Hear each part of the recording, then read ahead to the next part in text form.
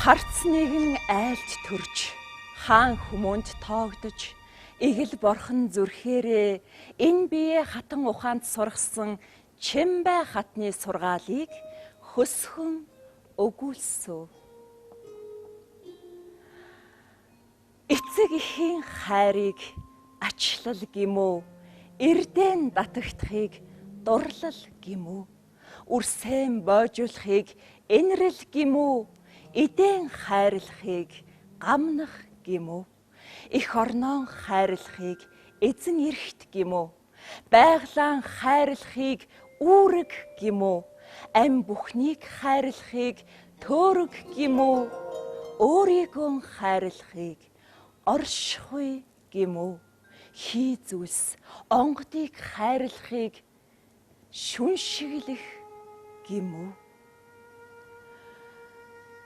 Энэхэн хүмүүний ёсонд хосоор амьдрахын төөрөг буй учир ханиан халамжлах тухай эгэл жирийн эмэгтэй хүний өгүүлэмжээр өгүүлсв. Эрийн болж дэр нэгтгсэн бол хань вшээ. Энэ хоёр зүрхэн дүшиж байж хань олдгийм. Эмийн сэтгэл эрдэн үнэнч байх аваас эрийн сэтгэл эмдээ тэгш буй за. Анхлан хазгаа сэтгэлээр эр додох аваас хувь заяа тэр чихтэй хазгаа өнгөрдөг. Хандаа бүрэнтэй зориулах сэтгэл бүлээн сэтгэлээ дэвсэх итгэл нь эр им хоёр хүний заяаг энэ тэнцүү байлгадаг жамтай. Их хүмүүний гэргий бол их байхыг өөрөөсөө шаардна. Бага хүмүүний гэргий бол багыг их болгохыг чармай. Эмэгтэй хүний энэ заяаг өрх гэрээн тэгшлэн гэж хэлнэ. Эр нь толгойлж эмэн тэгшилж явдаг юм шүү дээ.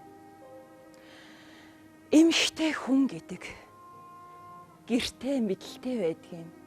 Хаана хэн байж хэдийд хэнийг ундаалж, хэдийд хэнийг цадаахыг эмэгтэй хүн л мэддэг. Энгэмгүй бол ийм хүмүүний химэн дутагдж гэрт эзгүйд өөр нэгэн авахаа эзэн болоод заларчдаг. Иймийн тулд эмэгтэй хүмүүн өөрийн эд юм бүхий л зүйлстэй өөрийн эд эсээ шингээн аж төрдөг. Иймээс хаангаа шиг түшигтэй эр нөхөртөө эмэгтэй хүн бүхий сэтгэлээ бүрэнтэй зориулах учиртай. Насан ахихын цагт эмэгтэй хүний оюун нь батчиж химэн дутагдж байдаг.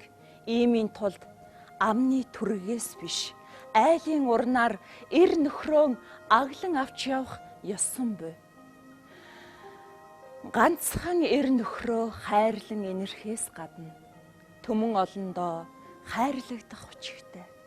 Иймийн тулд зүс царайгоо, үг хэл цэгцтэй, оюун бодол төгөлдөр авьяас бэлэг хөвлөн байхын тулд чадах бүхнээ төгөлдөр чадаж, чадамгүй бүхнээ чадахын төлөө эмэгтэй хүн бүхий л зүйлсээ суралцах ёстой байдаг тавилантай. Иймийн тулд дор бүрнээ сонсох тун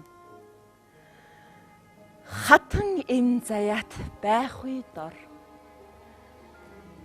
ханиан халамжлах нь эм хүмүүний дээдийн дээд үүрэг юм шүү.